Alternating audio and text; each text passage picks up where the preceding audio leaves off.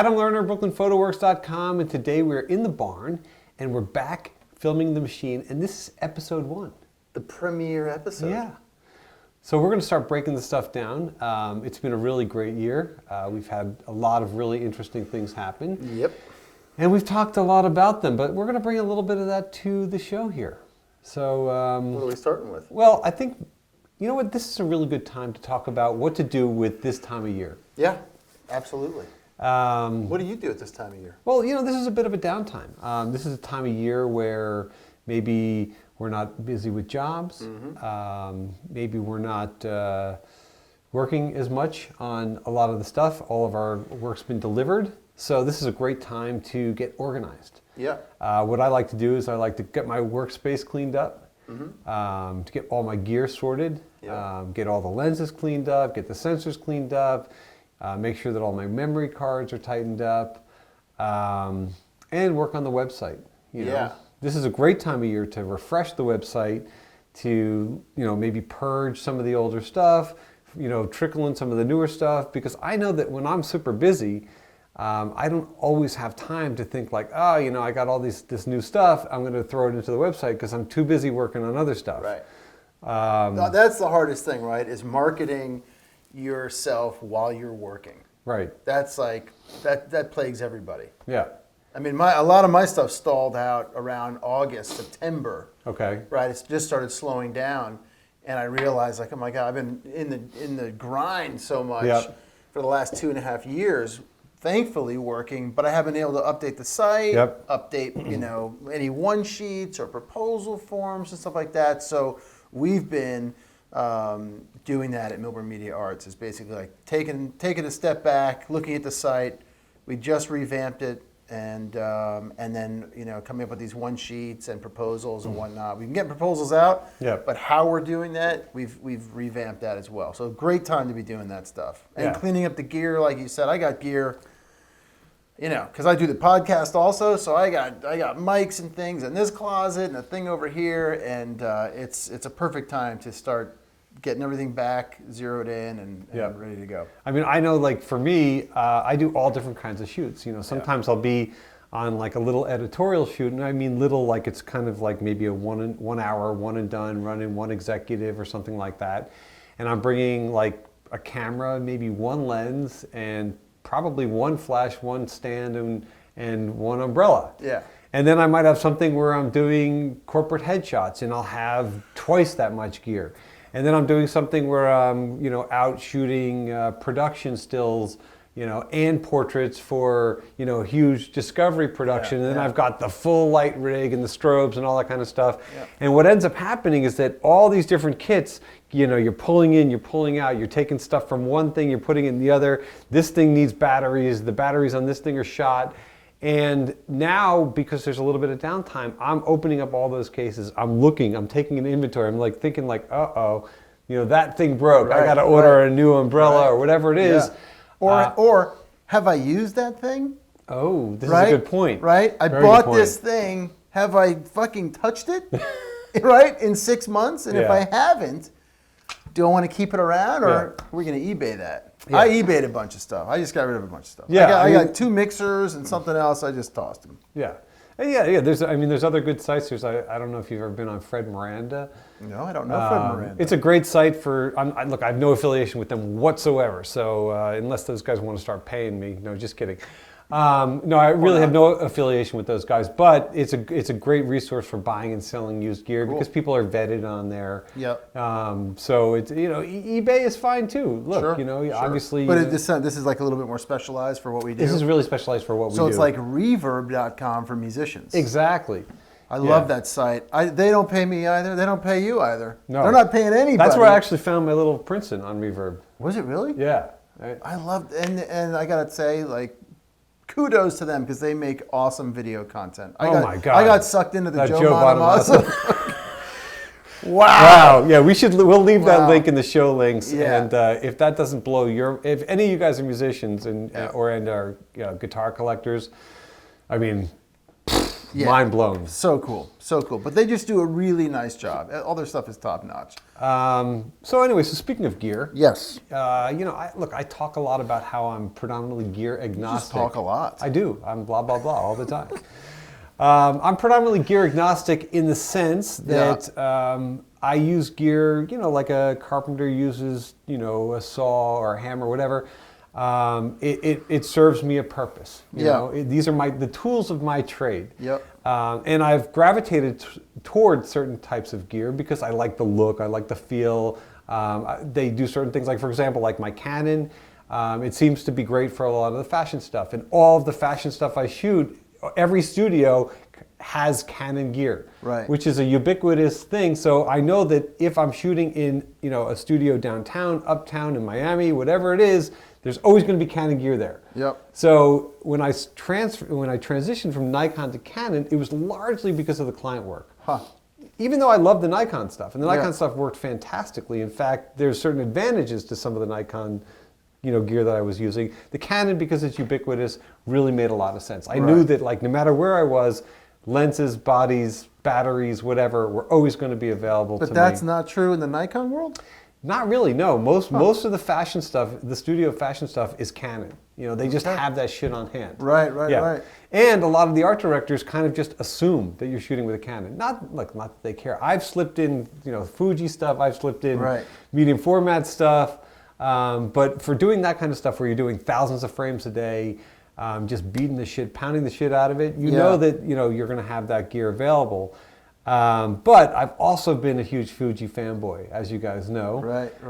And I'd say my favorite piece of gear of 2016 is the Fuji X Pro 2. This camera is absolutely spectacular. It feels freaking phenomenal in the hands. It's a cool looking camera for sure. And they updated so many things. I mean, you've got, you know, you went from a 4,000th to an 8,000th of a second. Wow. You know, you've got actually a diopter that you can actually, you know, change the focus on for those of us that are, you know, wearing glasses. Yeah. The little jog dial for setting focus is unbelievably good. Right off the bat, for someone like me, it's old school looking. It's old school looking. And that's definitely a conversation piece. It's fast. Yeah. The files are absolutely freaking gorgeous. And honestly, the other piece of gear that I'm kind of enamored with is this 56 1.2 Fuji lens. It is, I mean, it's butter. I mean, the image quality is absolutely spectacular. It's so tack sharp. Wow. And then you have that paired with the sensor on the Fuji, which gives it kind of like that filmic look. You know, there's like a density to the files. And then the whole user experience, I don't know, I just love it. I love the optical viewfinder, being able to kind of preview the image as you're taking it. Can you shoot video on this? You know, yes. Okay. I haven't. Okay. Is it 4K? Or just HD? Forgive me, I don't know. I don't know. Okay.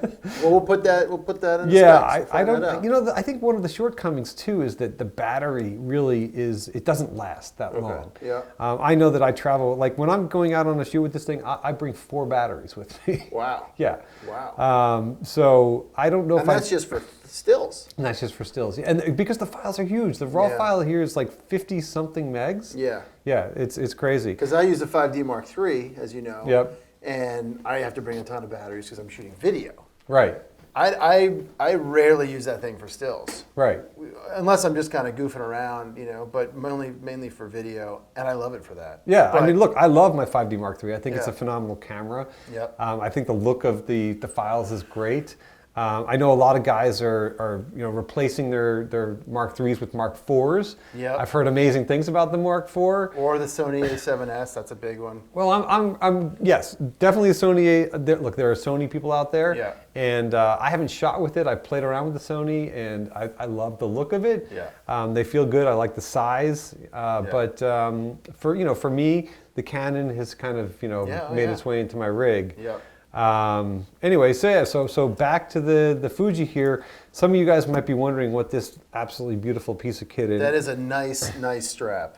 Actually, I'm going to give a shout out to my boy David from E3 Supply Company, E3 Supply Co. He makes these things by hand. He uses only the top quality leathers. He does all of this stitching and all this fine work by hand. Everything is done by hand. And his products are absolutely beautiful. And I have his straps on all of my all my Fuji cameras. Nice. So yeah, check his stuff out, man. It is just, it's beautifully made. Does it's he not make- vegan. It's definitely not vegan, so that would be tough for me. But Right. that's all right. Does he make guitar straps? He is in the process. I've talked to him about it. There's This a is few, like an old school telly strap. exactly. It looks like it, and he is a guitar player as well. So a lot of his stuff is inspired by it. I'm tapping him to make a few kind of custom pieces for me as well. Cool. But for the time being, like the camera straps they're just fantastic. Yeah, this feels nice. Yeah, and I've got the grip on this thing, and the cool thing about the Fuji grip, it's actually the Fuji branded grip, is that it has the You put this on here? yeah, that I put on there, and you can see it's got the what do you call that? The Like a rail. the mount, the Mounts. rail, but it also has the battery opening there. Oh yeah. Yeah, Oh, so you can this throw that whole piece right. goes on here. Yeah, you throw that right on a tripod. Boom. Oh, that's Yeah, very it just cool. clamps right in there. So it's a real nice piece of kit paired with the X Pro 2. A nice piece of kit. It's a nice piece of kit. It's and a one lovely of, piece one of other kit. thing too about this camera is that it's got an electronic shutter. It's got a mechanical shutter and electronic shutter. So I use this thing for unit stills when I'm doing when I'm shooting with video, because I can actually shoot completely silently. Like there's zero noise. Yeah, you were telling me it's super quiet. Yeah, I can be right next to somebody, you know, Nice. mic'd up, and there's absolutely no noise. Wow. That's good for guys like me when I have someone like you on set. Yeah. When I'm shooting video and all I hear next to me is click, click, click. It's bad enough I got the flash going on. Well, no, you know, yeah, Right? yeah, you can't be having flashes and But- shutter clicks when you're Yeah. running sound and all that kind of stuff. Yeah. So the Fuji X Pro 2 has been a real nice. I think it's like a tremendous evolution in the Cool. series. Good. Yeah, the X Pro 1 hasn't really seen a lot of love since this thing joined the arsenal. Yeah. But the thing that's cool is that, you know, I've got the Fuji X100T, the little guy that has the fixed lens, and this camera and the X100T, they both share the same sensor. So, you know, that's nice because the image quality and the look and the Right. feel is compatible. It's Sure. about the same. You used the other Fuji when we went to the weight band, right? Yes. It's smaller and you can just kind of pop off old school looking shots on it, right? Absolutely. Yeah, no, That's great. I travel with that camera. I mean, look, I carry that camera with me most all the Yeah. time. Not that I don't like bringing this guy with me, Yep. but, you know, this is a little bit more kit to be carrying around. Absolutely. Well, that's the thing, like, something like the 5D, when you walk into a room with that, someone's like, he's got a camera. Yeah. Right? They're going to be on guard a little Yeah. bit. But that little camera that you brought to the concert that night, we were backstage in the green room with those guys, and they didn't really know what was going on. No. Oh, and the interesting thing is that one of the shots I took a full band shot of them, I think, during rehearsal. Yeah. They liked so much that they put it on a CD cover. Right, They used it for a right, CD cover. And right. that was just shot by, you know, a little Yeah. $1,000 camera or whatever. I mean, look, it's not a cheap camera, and I'm not saying that $1,000 isn't a lot of money. I mean, that's a shit ton of But cash. right, but it's a nice entry point into that world, $1,000. Well, or even just as a travel camera, you know, Yeah. as a professional photographer, you want to be able to shoot raw. Yep. You want to have a tack sharp lens. You want to be able to do selective focus, get all the way dialed down to f2. Mm-hmm. You want a tremendous dynamic range. You want all those different kinds of things, Yep. and have it in one little kind of tiny package. You know, that's a Yeah. great camera for that. Yeah. Good. Yeah. Nice. Nice share, Adam. Yeah, there you go. Good job. And I've actually used this professionally. I use it for a ton of editorial work. I use it for a lot of the motorcycle stuff that I shoot. So yeah, oh, absolutely. And I'll even use the X100T at times. Cool. Professionally. So I kind of pepper those in. Yeah. Well, that's the thing, right? Is to be able to have like a bunch of different tools in your kit, In like your you said, virtual toolkit. in your virtual toolkit, because you never know what it's going to bring a different flavor. Well, I know that I'm going to get a different flavor with the Fuji than I am going to get with the Canon. Right. And I feel like, look, the Canon does a great job, and if suddenly I had to kind of strip away the Fujis from my arsenal and I just had to shoot the Canon, that'd be awesome. fine. Right. Absolutely, yeah. Exactly. So, Good. Awesome. yeah. All right. Good. What about you? Any new gear? Or any gear this year any that's really been, You know what's? I'll tell you what's helped me a lot this year. When I started the podcast, because I think the pod, as a filmmaker, my kit is basically my 5D Mark III. Right. That's like a year or two old now. I think I've had it for maybe 2 years, year and a half, Yeah. something like that. 24-105 lens, great. I did buy the Zeiss 50 millimeter lens. which I love. I bought it and didn't use it, and then I finally put it on, and I'm like, oh, this thing is awesome. So I've started using that. But really, the biggest amount of acquisition for me has been for the podcast, right? And trying out different things. And I had purchased, you can't see it, it's off camera, but I had purchased the Focusrite Scarlett 2i2, which is basically a 2-input, little it's a box. USB digital audio. It's a analog USB converter. digital audio DAW. workstation converter. It's a DAW. It's a DAW. It's a DAW. It's a DAW. And I gotta say, it's awesome. The preamps that Focusrite makes, and I'm not sponsored by Focusrite yet, but the preamps that they made go back to the original M box for Pro Tools that I had. One of those. They're awesome, and they always sounded great. So. Yeah. I picked this thing up. It's like $120 or $130. Yeah, it's so cheap now. Can you imagine? Just for the box. I mean, you can do a kit with a mic and a whole thing. And so I just love this piece of gear. It's so easy, and I've got my podcast set up. And you also use it for recording, like when you're recording music. And when I'm recording music, I plug a guitar in one. Yeah, you recorded the Stilson Hill Gang with that thing. I did the Stilson Hill Gang right in that thing. That's right. Through GarageBand. I kind of switched off of GarageBand this year. The first 4 or 5 episodes of Roadie Free Radio were done with GarageBand. And what are you using now? Now I'm Adobe Audition. Oh, wow. Yes, because there were some things in GarageBand I didn't like. Right. And I used to be a Pro Tools guy, and then I got away from it.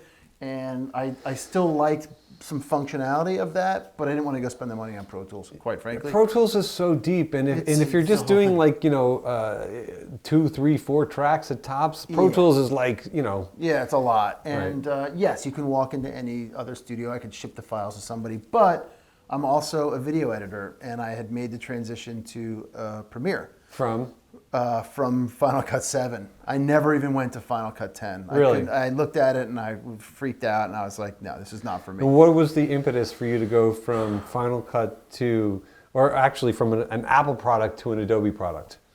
Honestly, the other members of my team were starting to work with Premiere, had Premiere, or After Effects, or Photoshop.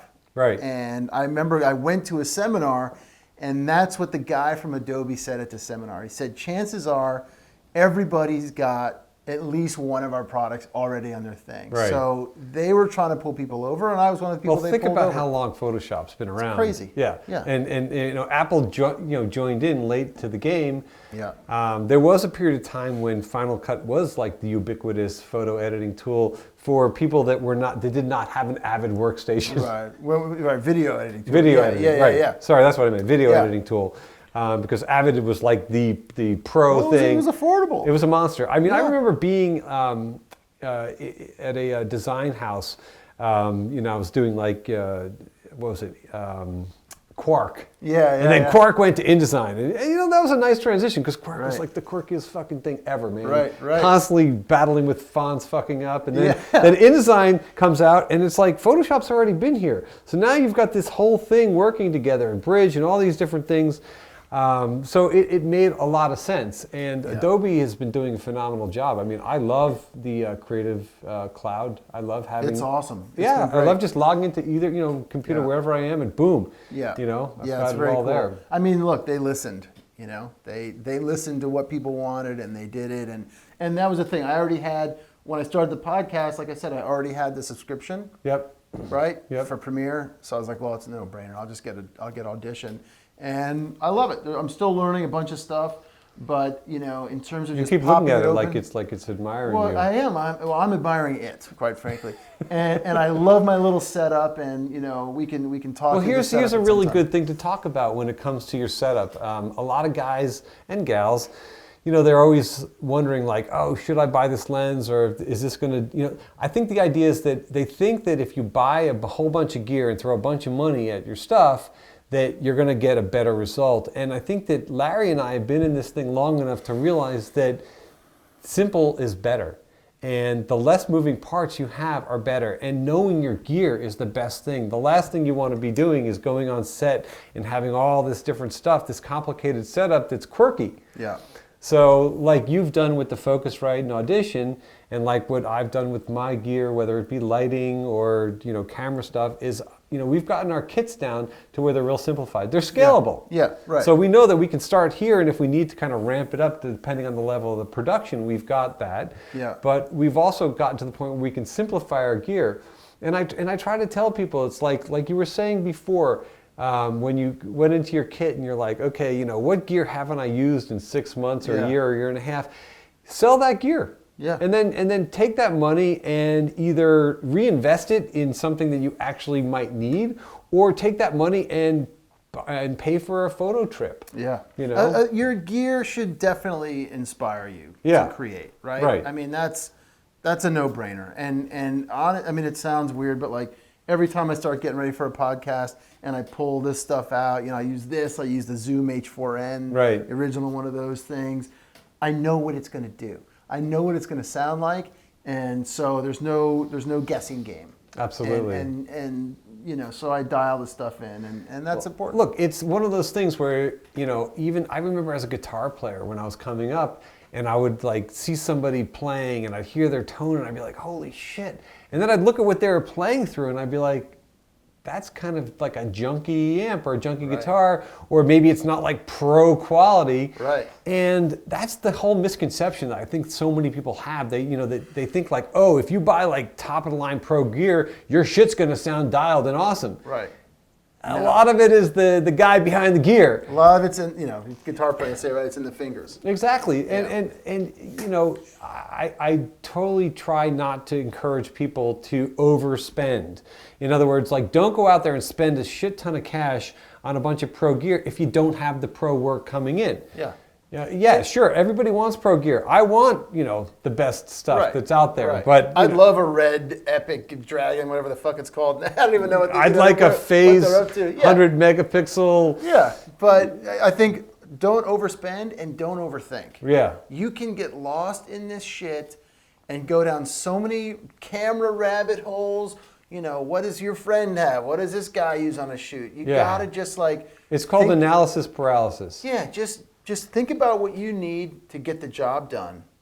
You know, that, look, if you've got 3 months to spend with a piece of gear and you get to learn it and do that, that's great. But you know what, a lot of us don't have that luxury, right? Like, you gotta work. And so you have to start thinking about, like, okay, what's gonna get me from A to Z the quickest, the most comfortable, not gonna break the bank, because I gotta buy more shit this year. Right. And so, you know, find something that you're comfortable with.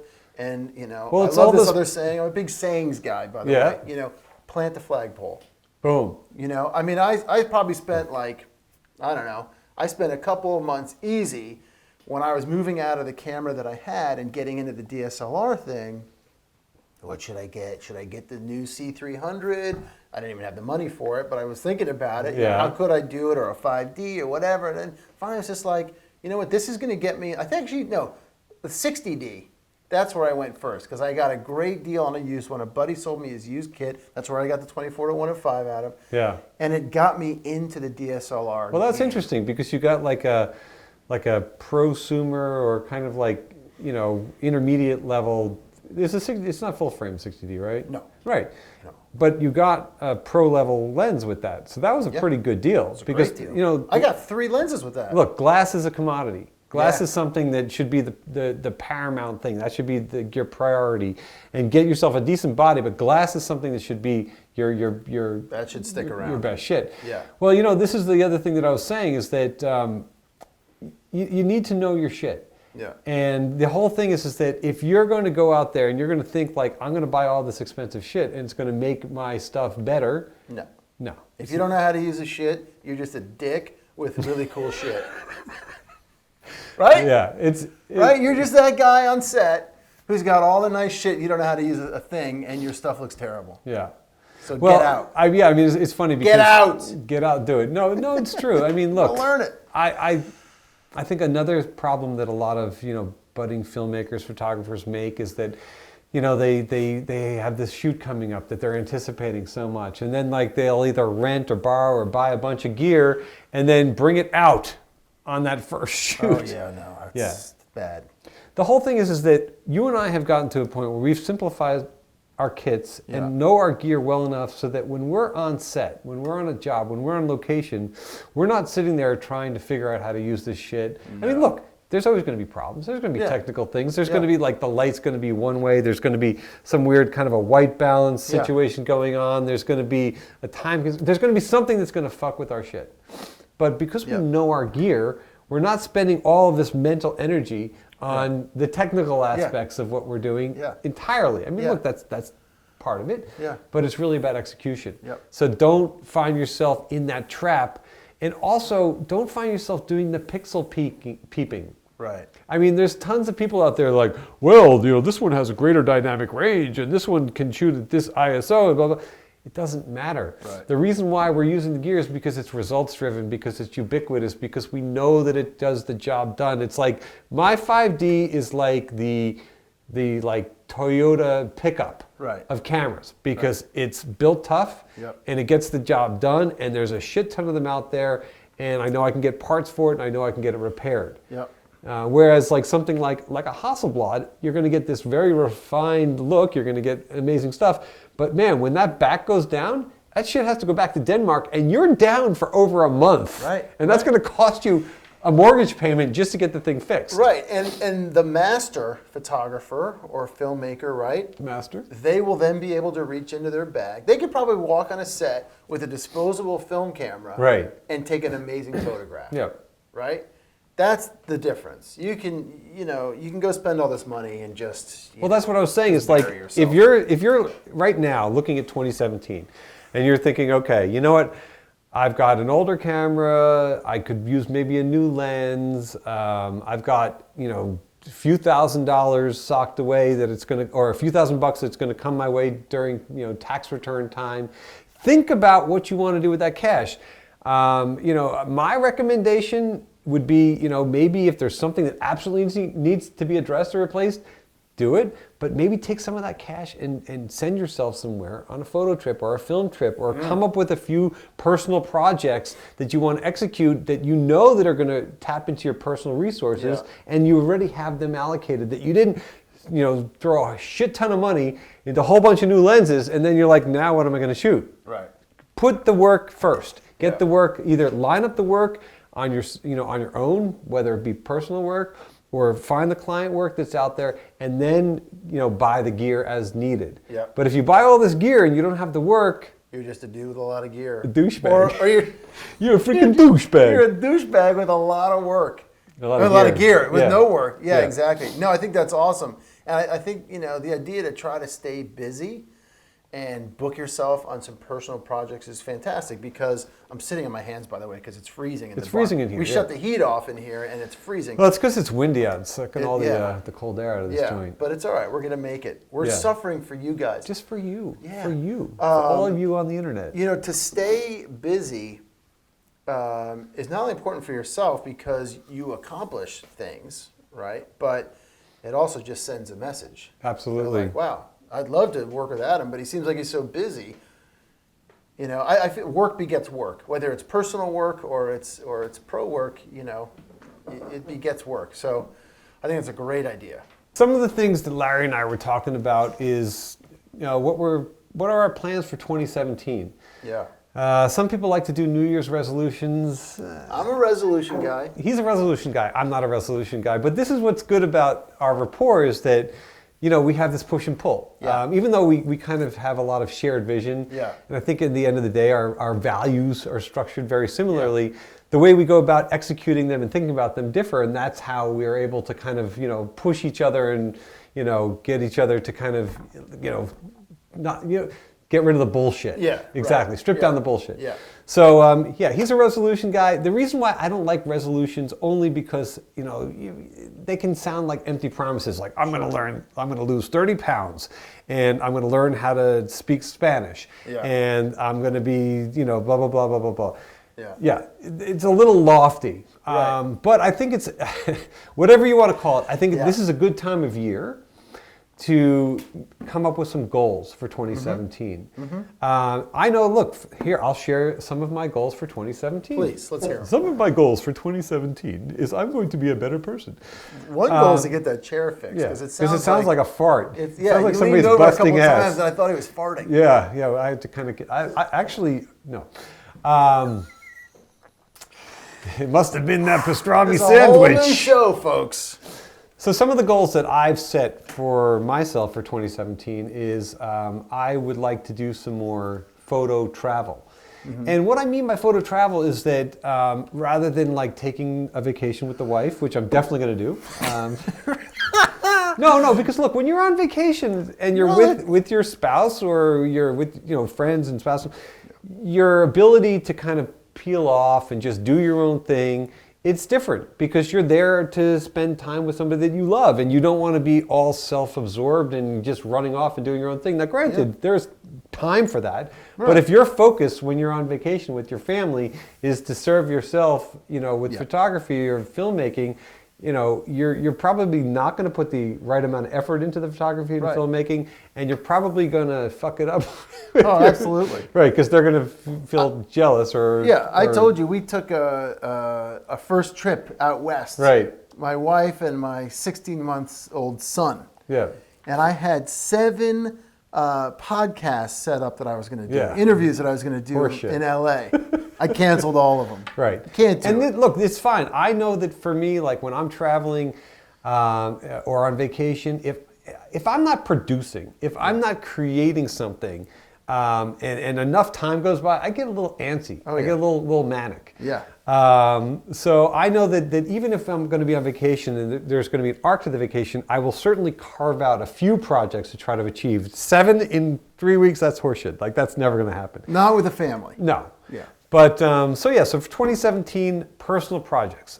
Definitely have a lot of those on tap. A lot more of the stuff with the motorcycle stuff, automobilia stuff for sure.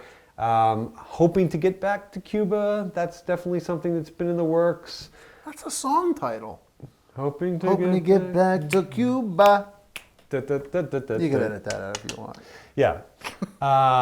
No, but Good. That's good. Well, the thing So is, it's a that, goal. It's a resolution. yeah. You just don't like to call it a resolution. Yeah, In case I'd fall like to whip out the film cameras a little bit more and shoot a little bit more actual film stock. Ooh. It's been a little while. The commercial work has been good. It's keeping me really busy. But I feel like when I force myself and push myself to do the personal work, not only do I make new leaps and bounds, in the type of work that I'm doing, but I also end up creating work that I end up using to pitch to people that are hiring me. And it's also a conversation starter. Oh, yeah. Right? I Yeah. mean, if you meet a potential client and they're like, so what have you been doing for the last couple of months? Yeah. I don't know, working on proposals, picking my ass, right? That's not great. But if No. you're like, oh, I just went to Cuba and I shot X, Y, and Z. There's a conversation. Oh, who was that for? That was just for me. Yeah. I mean, that shows initiative. It shows that you're passionate about what you do, right? That's awesome. Well, this is the thing. A lot of you guys, have emailed me or about the business and like, how do I get hired to do this? How do I get hired to do that? And wondering, well, you know what? Sometimes you have to create the work, and then the clients will come. So that means that, I've talked about, should I work for free? Well, in some cases, you kind of want to create that work, whether it's just, for free or as a barter. But if you can have that work in your portfolio, and you can have the conversation about the whole creation of that, and then the experience of it, then when you go to get hired and you're pitching yourself, not only will you have the body of work, you'll have the experience, you'll have a lot to offer. Yep. I absolutely agree. I got nothing else because I totally agree. Yeah. That's awesome. I mean, look, you started this podcast, RoadieFreeRadio.com. Yes, I did. And who told you to do it? Nobody. I wanted to do it. Who told you to get started with it? Who told you how to do it?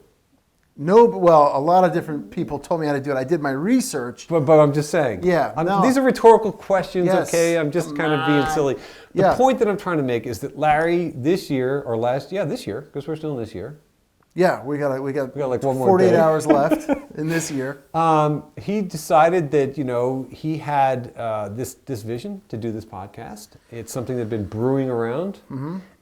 He has... it was about a year and a half in the making, if not 2 years. Which is very true for almost any kind of creative content. Yeah. It's rare for somebody to go from inception to creation to delivery of a huge creative concept in a day. Yeah. But he had this vision for a long time. He finally had the time to do it, and he just did it. And now you're on episode 27 is going to be coming out. Episodes. Like, how the fuck did you do that? I don't know. It's crazy. It's like a whole other business. Yeah. I think that's the other thing. The only other thing that I would say is, like, obviously follow whatever you're passionate about, right? And do that thing. But just think through the time commitment. I love doing the podcast. Yeah. And I'm not going to stop doing the podcast. But it is now like running a whole second business. Yeah, and the thing is that you've gotten to a point with it now where you're good enough at it and you're comfortable enough with it that you can do it and do other things in addition to it. Yeah, well, I figured that out. Yeah. It took 27 episodes to figure that out the balance. But what you did is you looked at a period of downtime, if you don't mind me saying, because you went from going from a big job to a little bit of a dip. Yeah. And instead of feeling sorry for himself and wondering where the jobs were going to come from, he said, fuck it. This is my time to just try this thing. And boom, he did it. And now he's on episode 26. Holy shit. Yeah. That's incredible. Yeah, thank you. I know I've listened to the podcast. I love it. I mean, look, I'm a musician. Before I did this, I was a professional touring musician. Right. So all the stories that you're bringing in there from different musicians, engineers, music store owners, whatever. This is my life. I'm listening to like my life play out.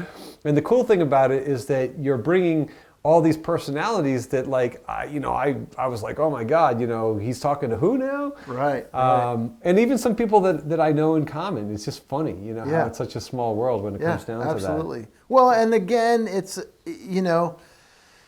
like I wouldn't call this a resolution, but my thing for 2017 that I keep saying is that it's my spaghetti year. Okay? And what I mean by that is the old thing of like taking the spaghetti and throwing it against the wall and seeing what sticks. So, I'm going to be doing a lot more video content. I'm going to be putting myself, watch out. You're saying what you're going to be doing I'm before saying you've done it? Yeah, absolutely, because then I'm held accountable. Yeah. You guys heard this it audience right here. Right now. Yeah. So check back in with this dude like in a few months and let's make sure this shit's happening. That's right. Yeah, keep tabs. Well, and I know that the podcast, I don't want the podcast just to be an audio podcast, right? I want to do other things with it. So I have ideas. What an idea. Right? As a filmmaker, you could do something other than just audio for a podcast. God, you're brilliant. It's incredible. So throw the spaghetti against the wall. Try a bunch of stuff, because the other thing is just putting yourself out there, because you never know the opportunities are going to come your way. And doing the podcast, I can't tell you the number of clients that I've had on the video side, right, in a pitch meeting or something, who somehow the podcast comes up and they don't know that I do that, and they're like, they find that an extra level of interest. Absolutely. And then it's a little bit more personality, and then I've booked a job based on the fact that I did podcast. There's nothing to do with their corporate message they're trying to get out. Of course, and that's the whole thing, because this personal work is influencing and getting you professional work. The same thing's happened for me with BrooklynPhotoWorks. Look, I'm a professional commercial photographer, but I've gotten to that point now where I have kind of blended the BrooklynPhotoWorks with professional photography, and I bring that into client meetings. So then when I'm sitting there pitching a client and I'm showing them my portfolio and talking about excursions and trips and all these different kinds of things, I also talk about the BrooklynPhotoWorks thing, because this is a huge component of what I do. And it's something that I, in 2017, you're hearing it now, am hoping to explore and to develop and pursue even further. That's called a resolution. Oh, shit. Look at what you did for me now. Got him. Now, let me actually bring something back. Let's circle back to the whole idea of resolutions. Okay.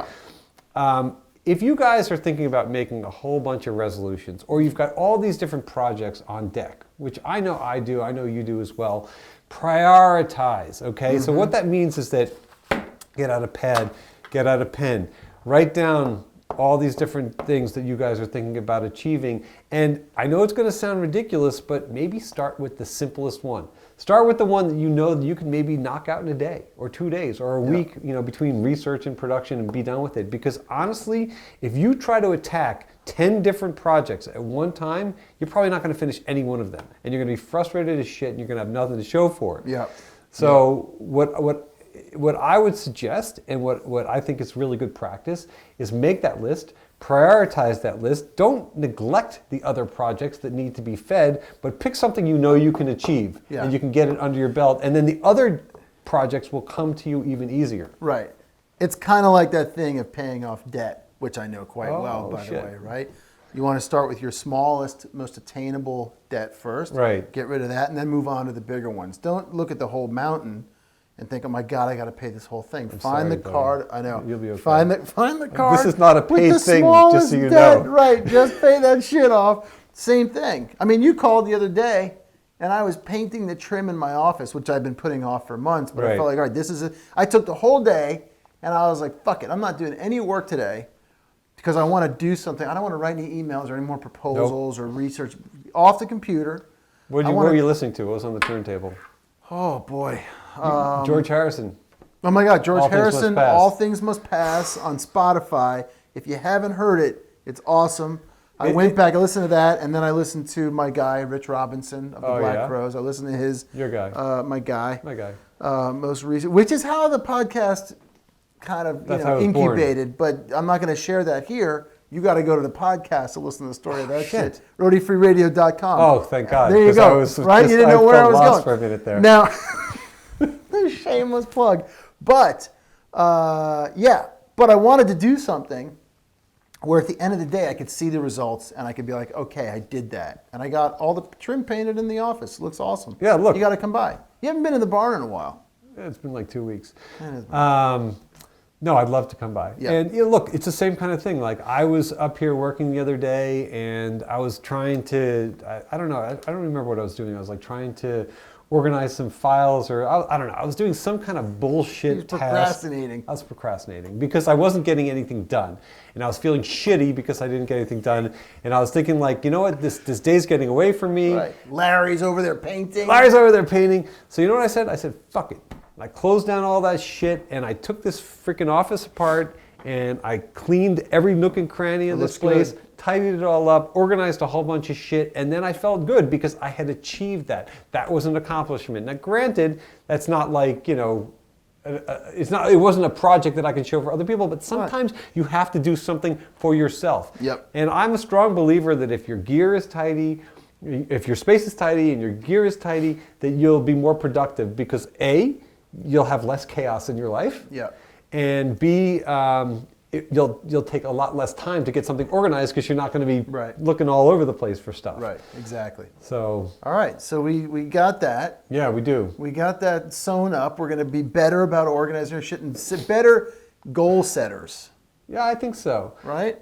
We talked about the website thing. We talked about, we didn't really talk about the website. Okay, so another thing that I think is really huge is updating the website. I've done a shit ton of commercial work this year, and I've barely had a chance to put it up on the website.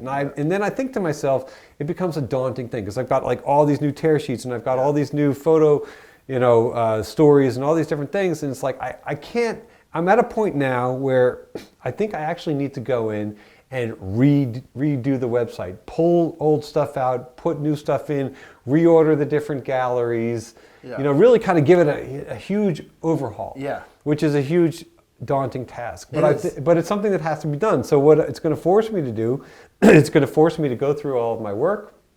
It's going to force me to organize it, to kind of categorize it, to group it, but also in that process, what that's going to do is it's going to allow for me so that when I start going back and doing meetings, client meetings, which are going to be coming up in January and February, I will have all this fresh work. It'll be organized. I'll have a narrative for this work. It won't be the kind of thing where I'm just pulling work out of my ass or showing work that's been sitting around and floating around on my website for the last 2 years. Right. So this is stuff that I'm doing for me, but ultimately will get me new work. Yeah. I'll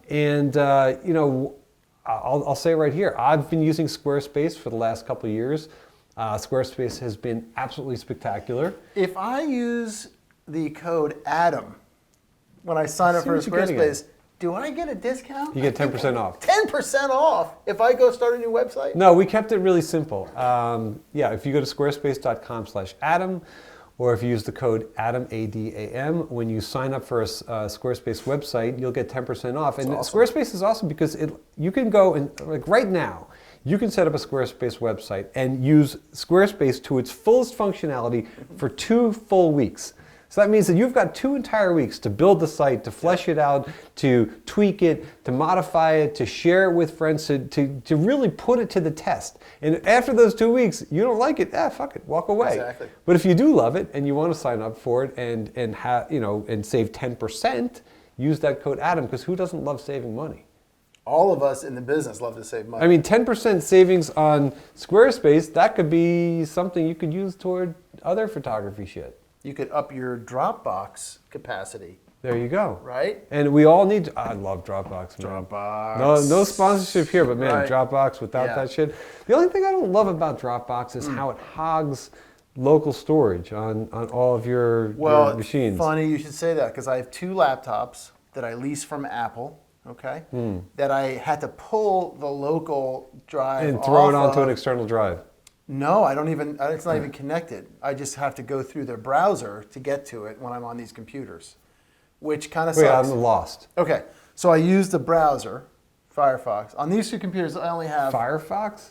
Firefox. I use Firefox. Firefox? Yeah. You gotta be kidding me. No, what do you use? Safari? Yeah. Nah, Firefox, that's like Firefox Netscape is awesome. Navigator. No, Firefox is tremendous. I'm a Firefox guy. Get out! And that's what I've used. All right? Now listen.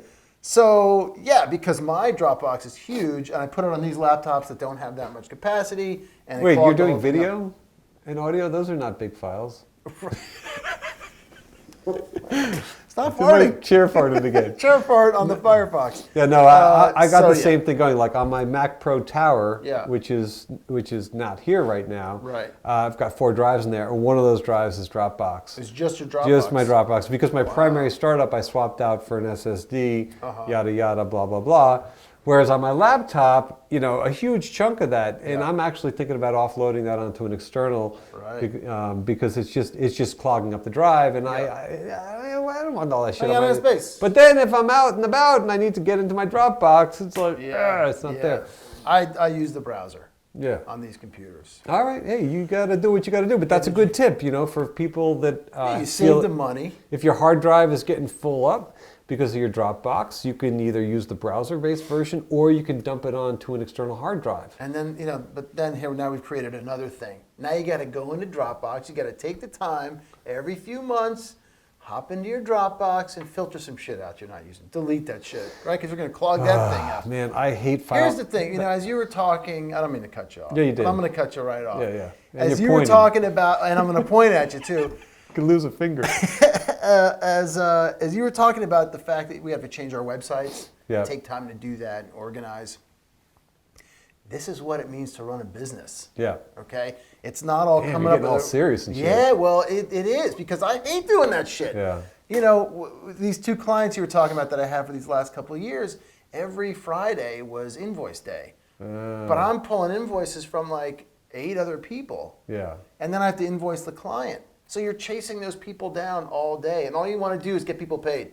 I just want to fucking pay you. And if you're taking that extra time, I don't get your invoice at the end of the day. Now I can't send out the invoice till tomorrow. Now your check's going to come later. Blah, blah, blah. But that's the administrative work that if you start a business that you have to do. You just have to accept that, like, this is a really good point. I'm going to have to work on the website. Let's just break this down for one quick second here, because I'm not going to cut you off. You I'm pointing cut at me you off. with a pen.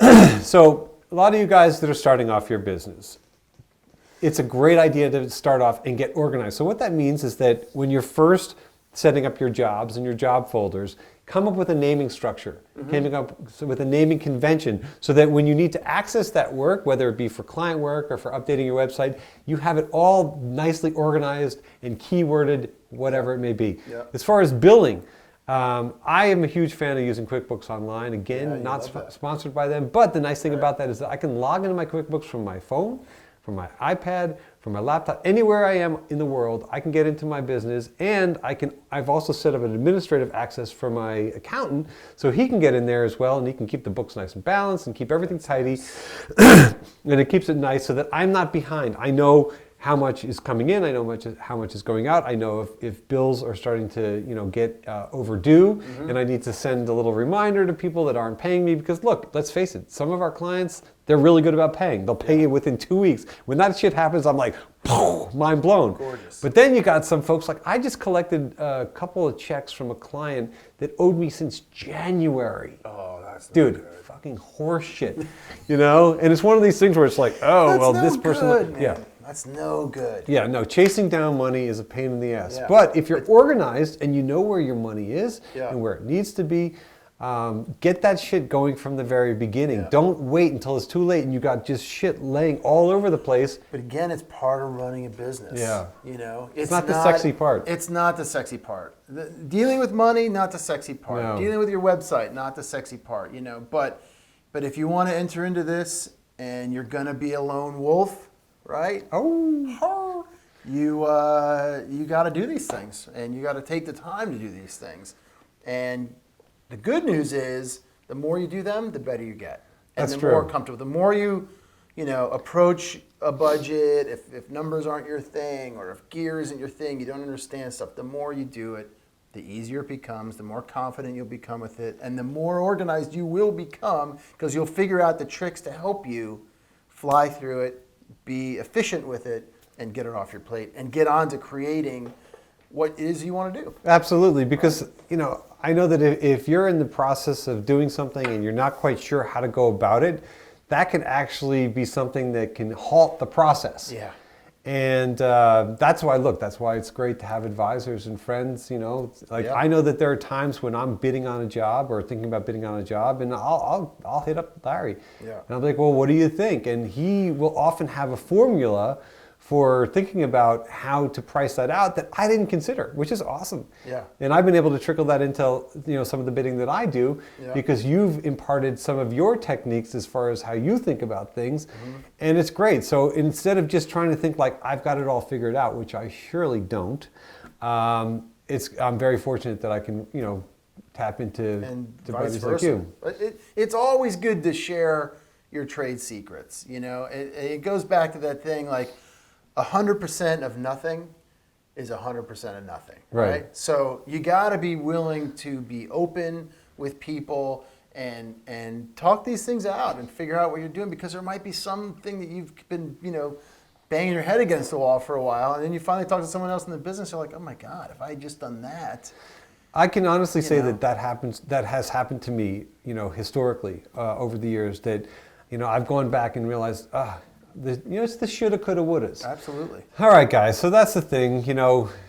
There's no point in being lazy. There's no point in procrastinating. Just carve out the time. Get this shit done. It's not fun. It's not glamorous. But if you take care of your housekeeping and you keep a clean house, you'll be more productive, and you'll feel better about it. Absolutely. I mean, I've even heard some of these real heavy-duty motivational kind of internet marketing successes saying, at the very least, start up by wake up and make your bed. Right. That's a big one. You talk about Exactly, that. because Yeah. at least that's an achievement-based goal that if you do that, at the very least, if you go back into your bedroom, you're like, I did that. I took care of that. Got That's it. at least one thing I achieved today. Yeah. And it'll only pave the way for achieving and realizing other Yeah. goals. You don't have to do anything else after that. Just No. make your bed. Yeah. Don't even shower. No, don't even shower. Just make the bed, have a cup of coffee, go Get back out to to work. sleep. Just lay on top of the bed. Exactly. All right. Yeah. So there it is, guys. That is the first episode yeah. in the can. Boom. The machine. Seriously, we do really want to hear from you guys, so please leave your comments below, and give us your suggestions. If there are certain topics that you want us to discuss, if there's specific questions you want us to address, we'd love to field those as well. What else we got? We got. We got the show notes. In the show notes, we'll leave all the links to everything. We'll leave links to Larry's website and Larry's podcast. Fuji camera. No, we don't give a shit We about don't give these a- guys. No. All right. Focusrite. Yeah, screw them. Fuck them too. Well, no, we'll talk about the different gear. We'll give you the Squarespace link in there if you guys are looking to sign up for that as well. Yeah, that's it. I think we're good. All right. Well, look, thanks for watching. That's it for now, and we'll see you soon.